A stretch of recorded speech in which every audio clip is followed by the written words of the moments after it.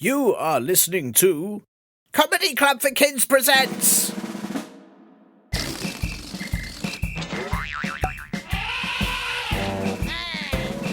Radio Nonsense, Radio Nonsense, Radio Nonsense, Radio Nonsense, Radio Nonsense. Hello, and welcome to Radio Nonsense, the official Comedy Club for Kids podcast for all ages from to. I'm Tiernan and sorry, I know it's very unprofessional to eat while working. Well, unless your job is a professional taster of things, then I suppose it'd be rude to not eat while working. Imagine that. Why aren't you eating? You're meant to be telling us what you think of these new banana-flavoured baked beans. Sorry, I didn't want to be rude. Anyway, sorry, you're not meant to eat while doing a podcast because all you can hear is the crunching, and it's probably a little bit distracting. But these snacks are so very good. They're called, hang on, let me check. Yeah, Super Crunchy Crunches. And they are the crunchiest things I have ever eaten. What sort of snacks do you like? I know some people and various monkeys, fruit flies and woodland creatures, they like fruit snacks. Some people, some of the listeners to this show, just want lemons. If you're a robot, you probably like to snack on some bicycle parts or a small can of oil juice. If you're a vampire, you probably like to snack on an arm or a foot or a big toe or something. And if you're Galactus, eater of planets, you probably like a little munch on Pluto or an asteroid or something. It's all different for everyone, isn't it? What if you are a snack? Then what do you eat? I wonder if you eat smaller snacks. Like if you're a cracker with cheese, you might nibble on some peanuts. Linda, what snacks do snacks eat, Linda? Do snacks eat snacks? And what snacks do snacks that snack on? Linda? We'll never know. Well, me, thanks for asking, I like crunchy snacks. Things that go are brilliant. Well, I mean, not all things, actually. Let me think about that, because I feel quite sad if I step on a snail and it goes crunch. Or if you break a bone and that goes crunch. Or a grown-up steps on your favourite toy and it goes crunch. But snacks that go crunch are the very best. That is a fact. And in fact, another fact, I think most things should go crunch. And I'd be very happy if absolutely everything, everywhere, was crunchy. Everything crunchy. Oh, hang on. That gives me a thought. I've never even tried this. Let me just try Googling this. How do I make everything crunchy? Oh, there's a super crunchy crunch spray. It says it will make everything you can think of crunchy. Amazing. I knew there would be. How very handy. And then, I can order some and just be surrounded by my favourite snacks 24/7. Let me order that right away.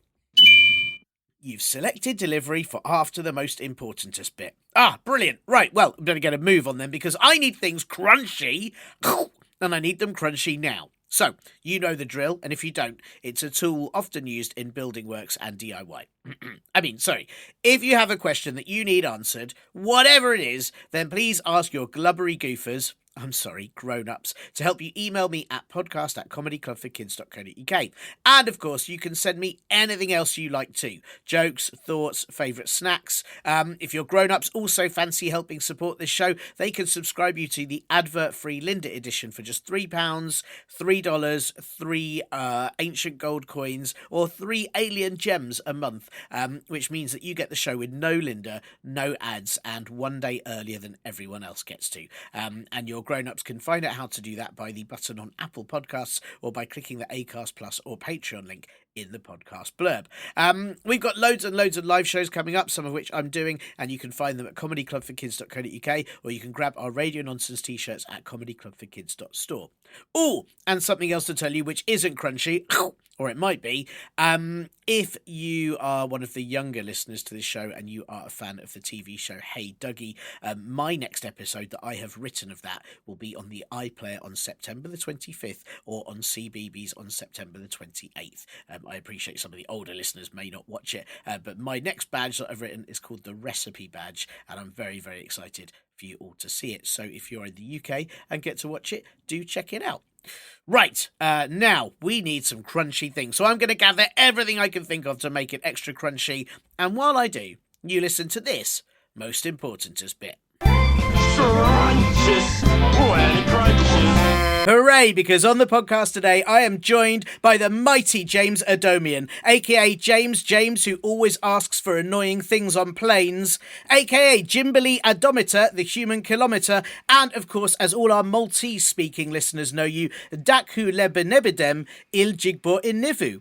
But, James, you are most famous for being the man who once made a Jenga tower so big it was listed as the tallest building in the world, for your lifelong refusal to believe that soup exists, and, as everyone is very aware, for your charitable work helping people remember why they walked into a room when they've forgotten what they'd gone there for. James, it's so nice of you to come on the show. How are you? I'm great. Thank you for the rundown of all the stuff I've done. These were labors of love, Tiernan, and I'm glad to add this to the long list. I'm so pleased. Yeah, but you have to do the things you love, don't you? Otherwise, you do have to do the things you love. Otherwise, you might become one of these poor lost creatures going around thinking that there's edible bowls of liquid food that's heated. Sure. And I think arguably you could say. People say I don't accept that this is a conspiracy theory. I say it's a conspiracy fact that soup does not exist. I did wonder how quickly we'd get onto this, and I fully respect your opinion, James. I respect you as a human, and so if you say that soup doesn't exist, even though I've definitely drunk and in fact eaten, well, I don't know if I've drunk it or eaten it. It's one of the problems I often have with soup. I don't know if you drink it or eat it, but I've definitely done one of those things with soup before, but I will still respect your opinion. Well, you've stumbled into you stumbled into one of the key ironies where the soup can industrial complex has its arguments begin to fall apart. There's so much they lead us to believe that we eat soup or drink soup, is it? And then the whole house of cards falls apart after that. Can you not say, I mean, if you can't say you're drinking it or eating it, how are you engaging with this mythical meal? And if you were, why is it, what makes this a soup and not a bowl of soggy, savory cereal?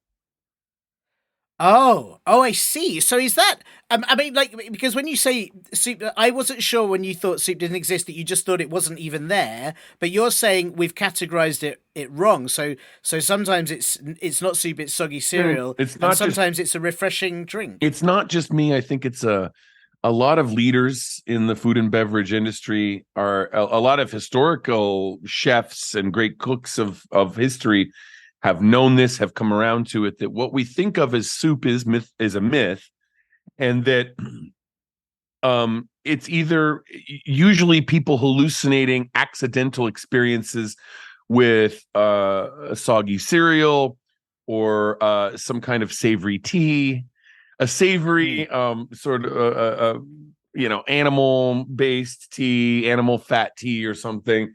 And also a lot of people that are simply making it up just to get along with the society says that you have to engage with soup. Sure, because it is easy. If someone says, I've had a nice soup, have you? It's easy to say yes, even if you know soup isn't there and it doesn't exist. Yes. You want to fit in. Exactly. Exactly. Yeah. We know this. Right. We know this.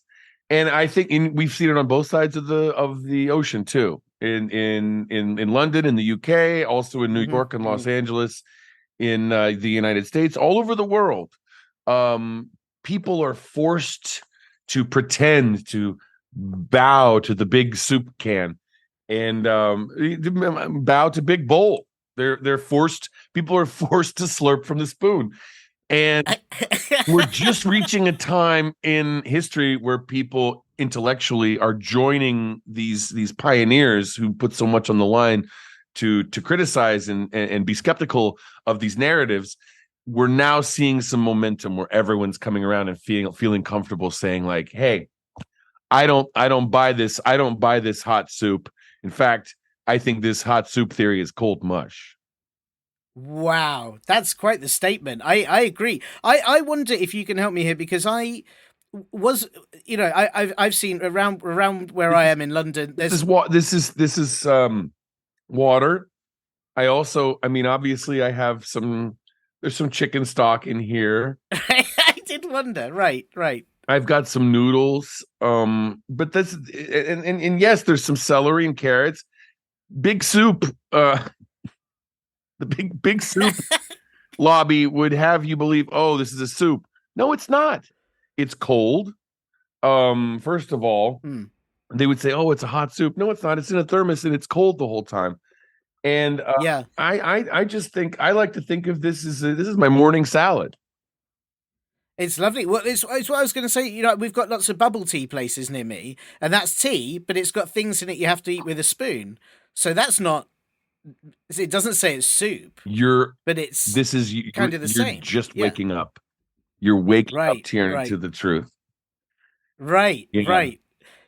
Yeah, because I've also seen water with cucumber in it, and that's just apparently water. Any Wow. melange of food items that happens to be in a liquid state at sometimes, they try to force you to believe, oh, that's a soup.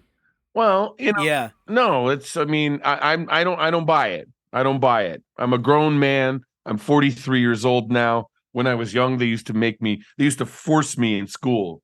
There's yes, like twice a week. Yes, teacher, absolutely. It's time for us to eat soup and so forth. I don't know what the rituals were in primary schools in the UK, but here we actually they would have a Campbell's soup can, and we would have to put our hand over our heart and pledge allegiance to the Campbell's Soup Company. Wow. And yes, we had very similar with Heinz. We had to do it with Heinz. Things are changing very much. Things are changing very much, very, very rapidly. Yeah. Wow. That's. I mean, it's big. You remind me. I'd sort of forgotten. We had say in Heinz we trust, and then we'd have to. All our swimming lessons would be in a very tomatoey soup that they'd put in the swimming pools. Yeah. It's obviously not soup. Sorry, I can't believe I said it. I'm still learning, James. I hope you'll forgive me. At this point, I'm used to letting people. If someone believes something I don't believe in, I don't need to have a fight about it. I can let them be wrong. Sure. And if they want to engage in an honest discussion, I can attempt to show them the light. Or in this case, I can attempt to overturn the bowls in their mind. Wow. Well, I believe you've already started doing it with me, James. I really appreciate it. It wasn't an opinion I was expecting to, or a fact I was expecting to believe in after talking to you. But already I'm starting to question every soup I've ever had, and in fact, a lot of meals I've ever had. Really. Yeah, there's actually a very good book that I recommend to a lot of people who are just beginning to investigate these topics. It's a book by H.R. Baxter. It's called Peas Porridge Cold. And semicolon. The subtitle is Peas Porridge Cold, and then the subtitle is The War in Your Mind for Soup. Wow. By H.R. Baxter. H.R. Baxter. Am I right in thinking that Baxter was originally a soup maker? I'm sure I've seen Baxter's soup as a. He was this. You've heard of this? Yes, yeah. he was. He was actually he was an intern, or you might say an apprentice, to Chef Boyardee. Right. And like Chef Boyardee, he was forced to allow his likeness to be used for a number of liquid, semi-liquid foods that then became to a lot of us unfairly described as soup throughout his career. And he didn't see a penny of it, and so he wrote this as a tell-all confession of what had happened inside the industry. I highly recommend it. But you can't look at what people say on Goodreads, because there's a lot of vested interest in the canned soup company. And they pay for a lot of trolls to go to the Goodreads website and downvote the book Peas Porridge Cold. So you've got to, you got to investigate for yourself, or talk to your local bookstore. Well, listen, James, thank you for sort of opening our listeners' eyes to the problems of Big Soup and the power Big Soup opening holds your on our eyes, lives. but closing the can. Right, sure, That makes sense. So you've already opened the can, and then you close it once you've seen. The can's been open for all of us. Oh, okay, right, sure. It wasn't right. It wasn't our decision. In my right, because it was just if you go into supermarkets and you open the cans first before you close it. My experience is they tend to ask you to leave, and then you can't even buy any snacks you do want. Well, this is something that's covered up in American history, and I've seen the documents, and when I've seen the documents, that means it's true. Something that they don't like people to know about in American history, obviously there's a past between Great Britain and the United States, and the Boston Tea Party. It was actually revolutionaries in Boston, here in Massachusetts, who didn't want to be under the reign of the Parliament. And had problems with King George III at the time, and the mainstream story is that they dumped tea overboard in the ships in the harbor so they wouldn't have to pay the tea tax. Actually, my research has shown, according to the documentation, that it was the reason they did that is that the tea had been labeled as soup. Wow. And they realized they realized that the British, and I'm not criticizing the government at this time, we're obviously friendly countries, but that at the time the British government did not have their best nutritive interests at heart, and that they would blatantly take a tea and put a soup stamp on it. That's outrageous. And I mean, if anything, I would say that disposing of tea that is called soup is more in line with British needs and beliefs than we will only have tea that says tea on it. I'm not going to drink a cup of tea that says soup. That seems even though we have cuppa soups, which I suppose really are just teas that are being lied to about. Yes, yeah, now you're seeing it. This is so deep. I can't believe how deep this is. Now you're telling me we're raised to believe that there's some matronly grandmother stirring a pot of tea that happens to have remnants of every other meal we've had that week. Well, you're just talking about leftovers. And then you mentioned your cup of soup, cup of noodles, and all these what's marketed as soups that happen in your grocery supermarket. If this is some kind of soup and you're meant to put it in a styrofoam cup and heat it up, that sounds to me like a tea. It is a tea. It's so a tea. But then more things are tea, and I feel very pleased about that, actually. I really like tea, and I can't do without tea. And if actually I'm looking at a whole shelf full of teas in cans, that's a beautiful day. It's liberating, isn't it? It's liberating. It's really liberating. Well, listen, thank you, Jay. I'm so pleased you come on the show, not only to open our cans to the problems of soup not existing, which I'm so grateful for, but also, I have had a question sent in from one of our listeners that I believe you are the man that can answer it, I think. But before I ask you, I wonder, are you okay with some admin? Are you okay with a little bit of admin? Oh, yeah. What do you need?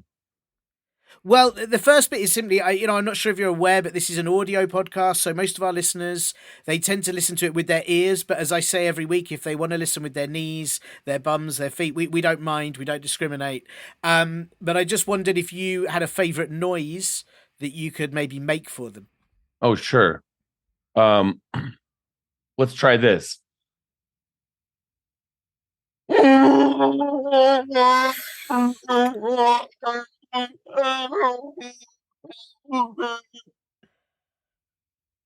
That was incredible. Can I hazard a guess? I mean, to me, it sounded like a Wookiee. Yes, that was a Wookiee. Now, people say, hey, James, that was Chewbacca. And then they rate me and they go, oh, that was a really accurate or not quite accurate impression of Chewbacca. That's not a Chewbacca impression. That's an impression of a different Wookiee. Yeah, there were loads, weren't there? There were loads of Wookiees. Chewbacca wasn't the only one. It feels unfair for everyone to judge all the Wookiees on one guy. There's a If whole he's a whole populated planet full of Wookiees. Yeah, we should not judge all Wookiees based on Chewbacca. They actually Absolutely take not. great offense at that. Yeah, I totally agree. Can I check? Do you know what you said means in Wookiee? Like, can you translate that? Because obviously there's a whole language, and I know I've watched the films, and everyone always seems to know what Chewbacca's saying, and I have no idea. Did you just say something quite meaningful and powerful? I don't speak the language perfectly, but I think what I was trying to say was it's a pleasure to be here on the podcast. Thank you. Oh, that's nice. That's lovely. Wow. I should try and remember that for next time I guest on it. I know enough Wookiee to get around a little bit when I'm sure. When you travel, when I travel them, I can ask for certain things, and they understand. They know I'm a tourist, but they can help me out if I'm lost or something. And you go, and they can just point you. Oh, you know, they're very nice. They're very nice, very welcoming, very loyal people. I mean, creatures. It sounds lovely. You can sort of order stuff in a restaurant, and you can. Yes. Yeah, that's very handy. Yeah, I've not. There's a great Wookiee restaurant in New York, actually. Is there? Yeah, they're all. I mean, they're all over Earth. Well, there's a couple of them all over Earth, but I'm familiar with the one in New York, and it's got a Michelin star. Right. What sort of delicacies do they serve? I'm not entirely sure I know what the Wookiee diet is. Right? And there's a really great. I think it's called. It's like this wonderful dessert that they have. It's lovely. Is their food as hairy as they are?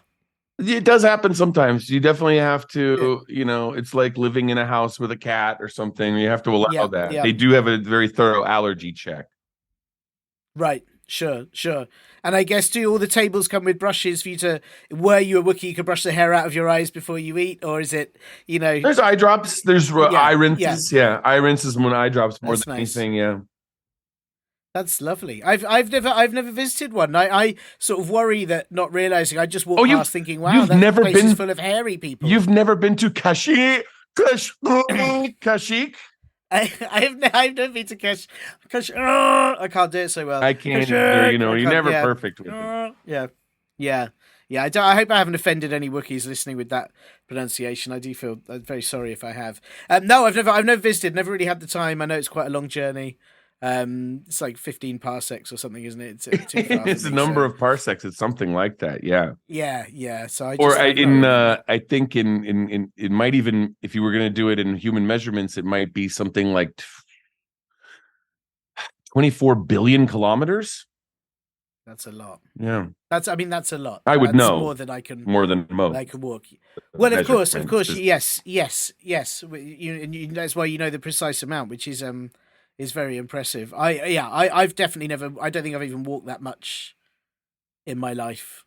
I'm probably not gonna, like, if I had to walk to Kashyyyk now, I'd be dead. It's not worth it, is it? Well, there's a vacuum of space in between. I would like to. It would be nice to me if the Proclaimers could try something like that. The Proclaimers would really impress me if, leave aside their imperial measurements. If they could walk. If they could walk 700 kilometers and then another 700 kilometers and then keep repeating it until they got to Kashyyyk, to me, that is a gesture of true love. It is. I mean, to be fair, I'm not sure how many of our listeners will know that the Proclaimers are two men who kept saying if they could walk 100 miles and then 100 more miles and then 100 more miles. And I mean, there's no proof they've ever stopped, actually, and they may still be walking to this day. And we don't know for sure that they're not in Kashyyyk by now having a lovely, lovely meal. It's the one thing they were the Proclaimers, and to many of us in the early 1990s, they were like prophets, and they showed up in the music scene. In the pop music scene of the early 90s, and they just proclaimed. Yeah, it's I can't help but feel like if they stopped walking, they might have done better. as acts, because I think the issue was they sung a song and then they'd walk. They'd have to keep walking the 100 miles, and people were like, "We want more songs." No, we've got to keep walking, as it were. and like that's going to really hinder a career if every time you get going, yeah.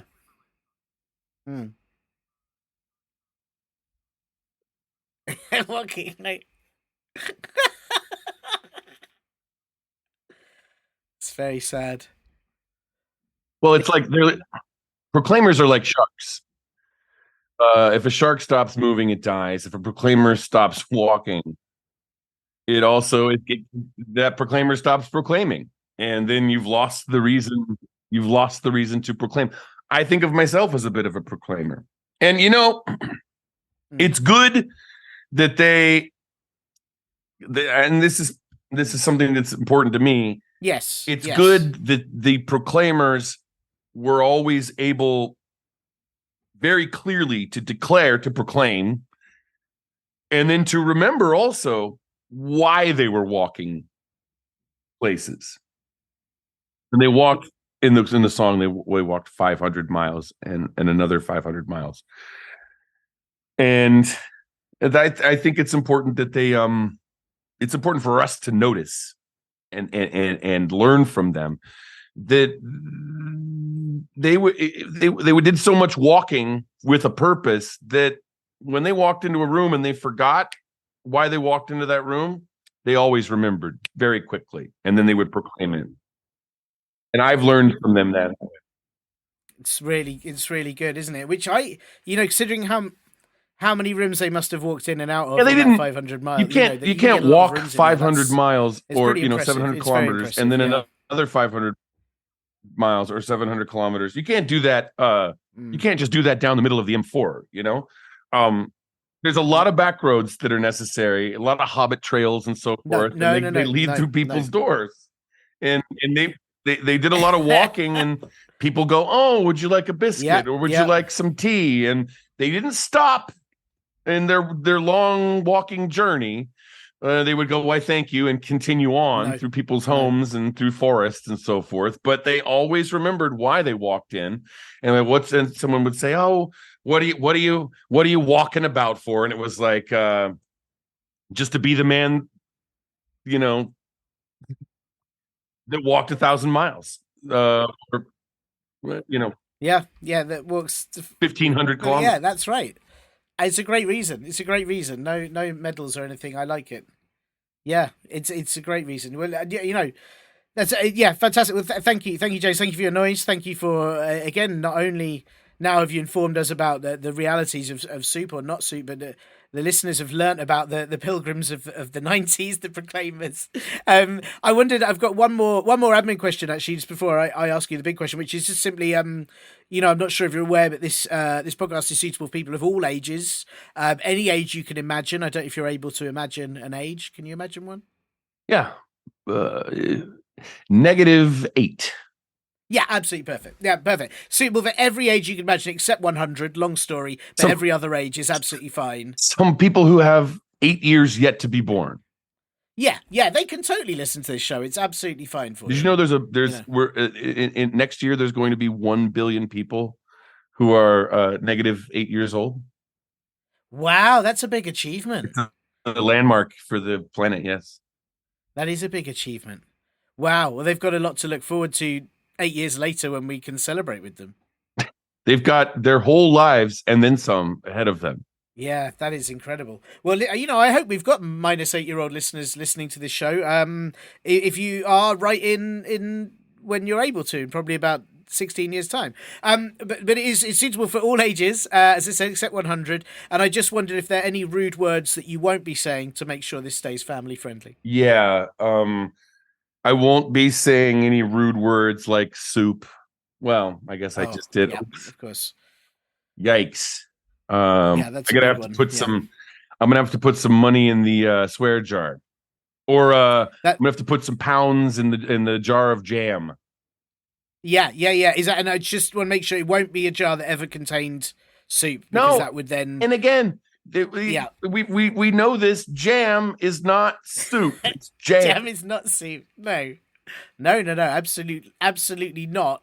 However, if there was a way to drink jam, I would would be keen, and I hope anyone listening can sort that out. You know, there's this meal of the day that people love to have, the soup meal at a fancy banquet or something, where first there's a salad meal that comes around and they clear the dishes, and then between that and the fish or the meal, the section of the meal that's right before the entree, there's a section where they'll have a soup. And there's a little spoon that's dedicated to that. There's a whole ritual dedicated to this mythology. And I challenge you, next time you have one of your fancy dinners, and that's how we met in your large manse. Of course, yeah.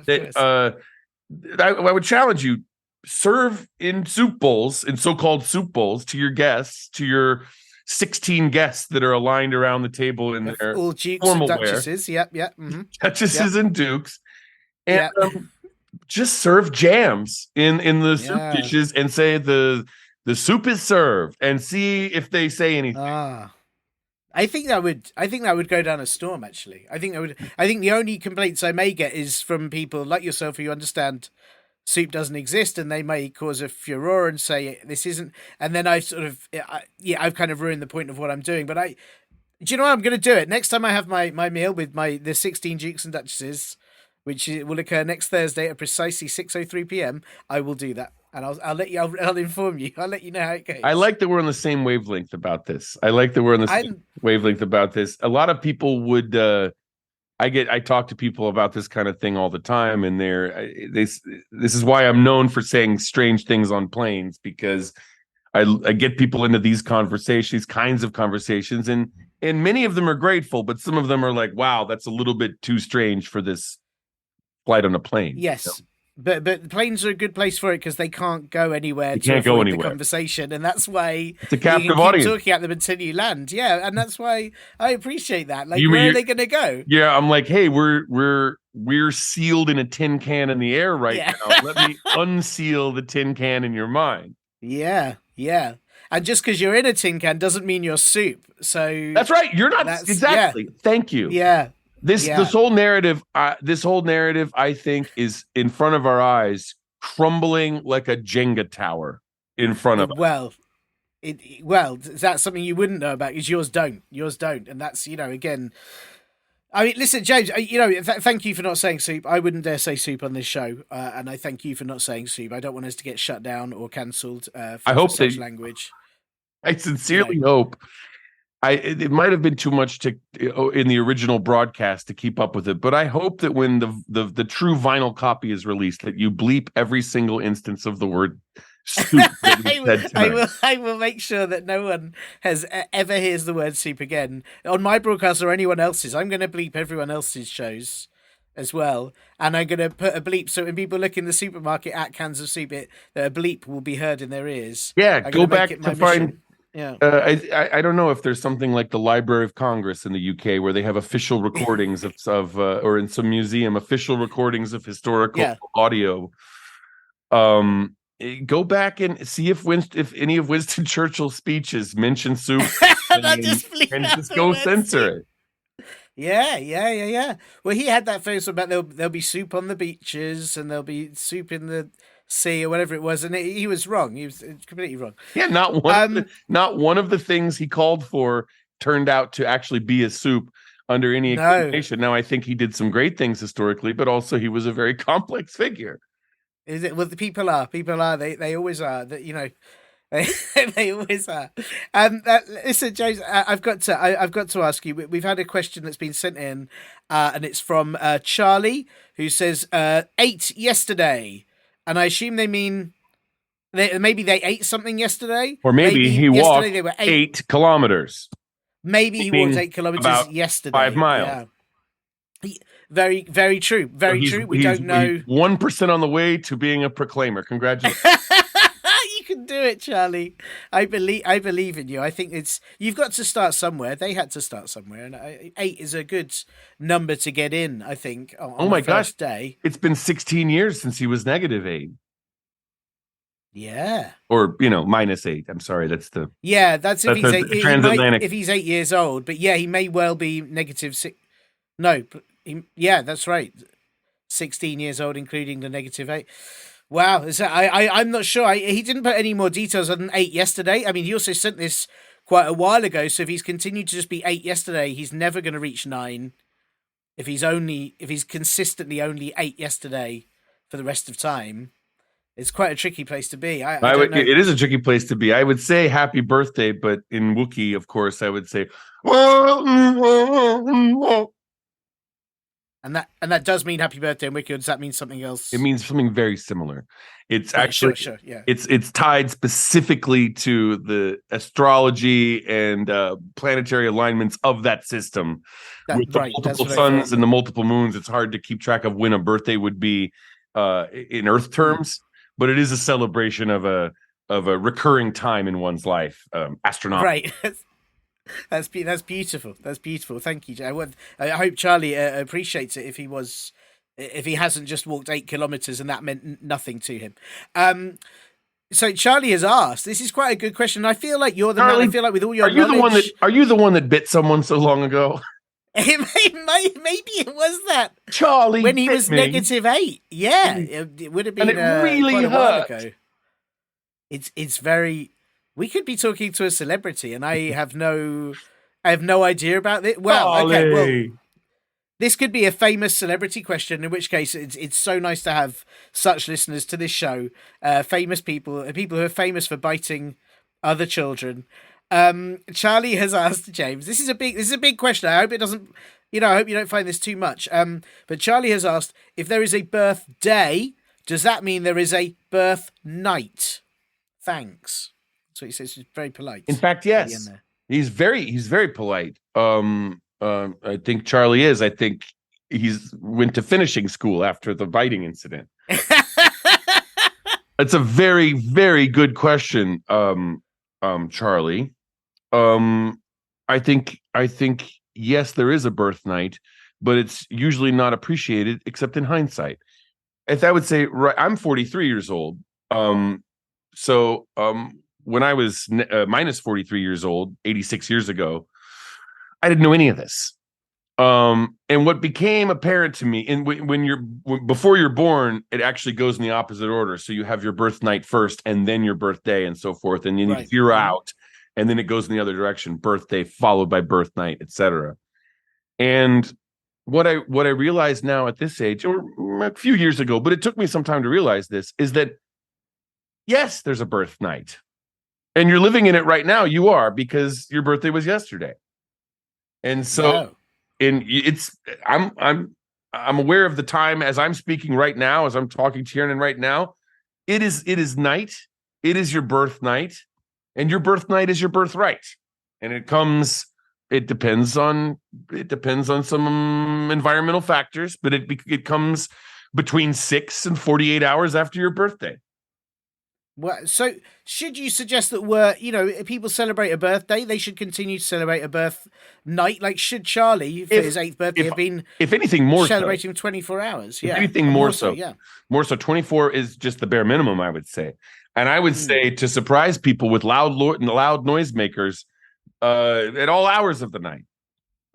Yay, birth night. Bam, bam, bam, bam, bam.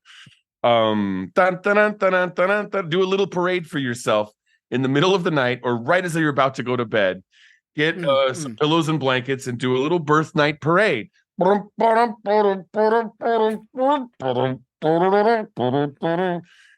that was the traditional celebration, of course. Or you can. Am I right in thinking so directly outside of their grown-ups' rooms is normally the best place to do that? Absolutely. Wherever you sort of absolutely, and you can also celebrate your birth night the way that they do on Kashmir, which is like instead of there's happy birthday in English, and then in Old English there was like Merry Birthday, and in Wookiee they say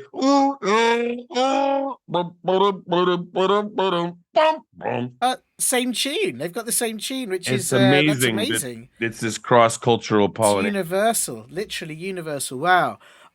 James, can I throw a little spanner into the works here? I just wonder. I mean, I know Charlie has spelt this correctly, like birth night with an N.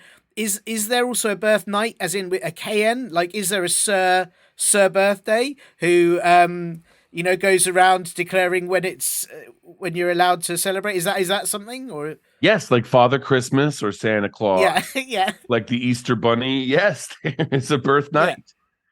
Right, right, And people don't celebrate him as much because he kind of shows up a little bit late because you've already had your right. birthday and you're going to sleep full of cake, and you're swollen from eating sugary treats and seeing all your friends and drinking apple juice and having graham crackers and, I'm sorry, pastries and tarts, and then and then you're already going to bed, and then the birth night shows up in his full chainmail armor, Yeah, yeah. and you might Quite hear him scary. clinking Yeah. about sometimes. He comes clinking in, and he goes, and as he's about to say, "Merry birthnight," he realizes, well, you're already asleep, and he goes, "Oh well, another Wow. time." And then he goes off on his journey. So he always shows up a little bit too late for people to celebrate their own birth. That's really sad. He That's gets heartbreaking. I don't, he you know, it's just that he's slowed down by the armor so much. He has the full sure. medieval armor, and I think you could look at it as sad, but also he's been doing this for so long, for Mm. thousands of years, or for dozens of thousands of kilo years. Right, Um, sure, sure. Hmm. or you So could measure it in are you parsecs, I suppose. are you suggesting he should have learned by now to do something else with his life? Well, I think it's just magical that he's around as so long. Oh, sure, sure. I think it's just that he's still going and he's still wearing armor. Yeah, it's beautiful. Um, That is beautiful. there's very few of them that are Doing able what to he do loves. this. There's Yeah. Santa Claus, Father Christmas. They actually hate each other. Right. They have Yeah. turf wars. There's the Easter Bunny. Tooth There's Fairy. there's a Tooth Fairy, obviously, and then there's the Birth Night, and there's not many other of these sort of mythical figures that have lasted so long but still come around and teach us so much. We've also got Alan Moore, but there's not much more than that. I mean, if Charlie, for example, celebrates his birth night like we talked about and stays up all night, then he might actually see the birth night, and this could kind of reinvigorate his purpose. And if you don't see the birth night, you can wear. It's going to be hard to find actual medieval metal, and it might be a little dangerous, but you can get some pots and pans, anything metal that you can pretend is that you're wearing as a knight, just to kind of summon him. And as you go, ka-clank, ka-clank, ka-clank, ka-clank, as you celebrate your birth night, and you can summon the birth night, and you go ka-clank, ka-clank, ka-clank, all hail the birth night. Merry, merry birth night.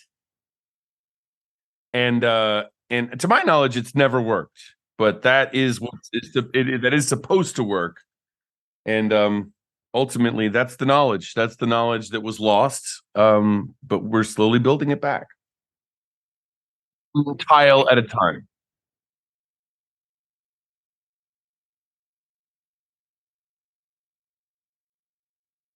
And you'll be telling us about birth night. We'll be listening to you, Charlie. It's an amazing tradition. I hope Charlie is the first to do it. Maybe Charlie can bring this back, and before we know it, we'll have birth night parades and birth night.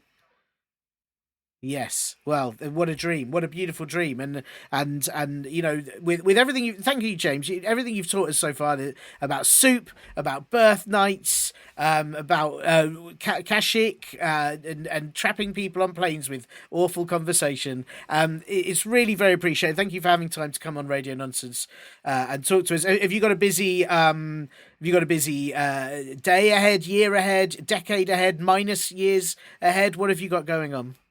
Well, this is not my normal work. I spend most of my time in the charitable building industry, where I build these large wooden towers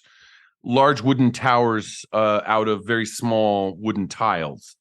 And people always come to me and they're grateful because mine are indestructible and they don't come down. So I have to balance how many towers I can make while also not overdoing it. And but people are in demand, and some people actually some people actually use them. Some people actually use them if they're a very small person. They can fit inside of and sort of live in these Jenga towers and so forth. So it's a little charitable work I do with the United Nations. Wow. In their one of their Jenga charities.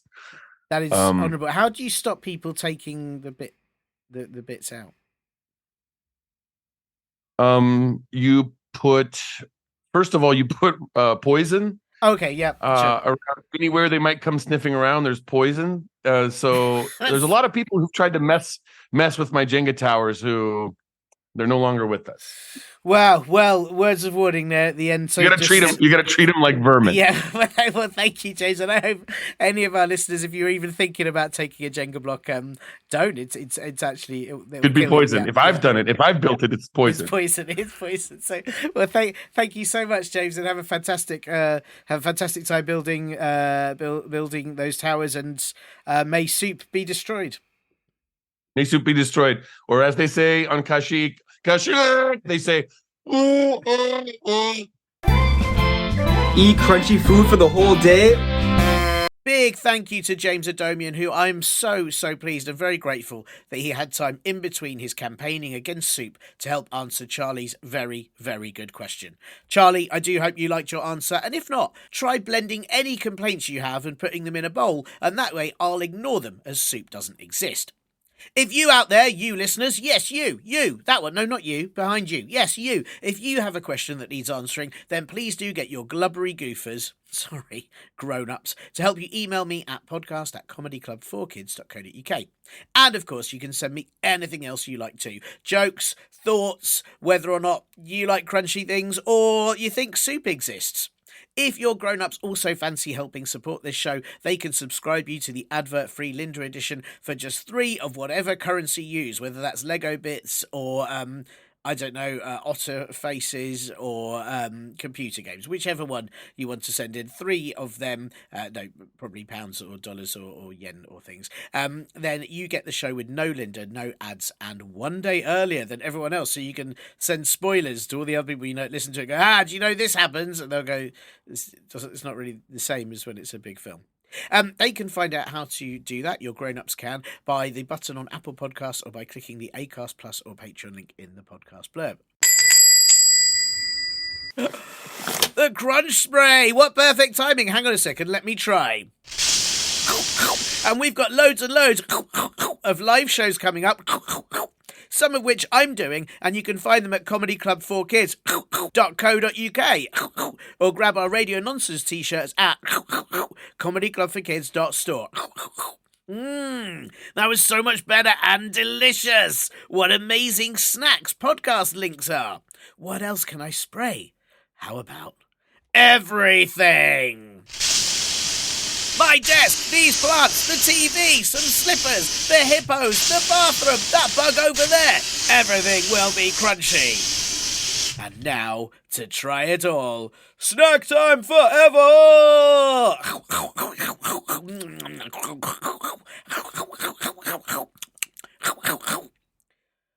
Well, that was delicious. Who knew crunchy recycling bins would have such a nice flavour, or crunchy rugs, or crunchy washing machines? Well, I am so full. I just need to collapse on the comfy sofa for a minute. Oh no. Maybe the comfy chair? Oh no. Maybe I could lie down in bed for a minute? What have I done? You have been listening to Comedy Club for Kids presents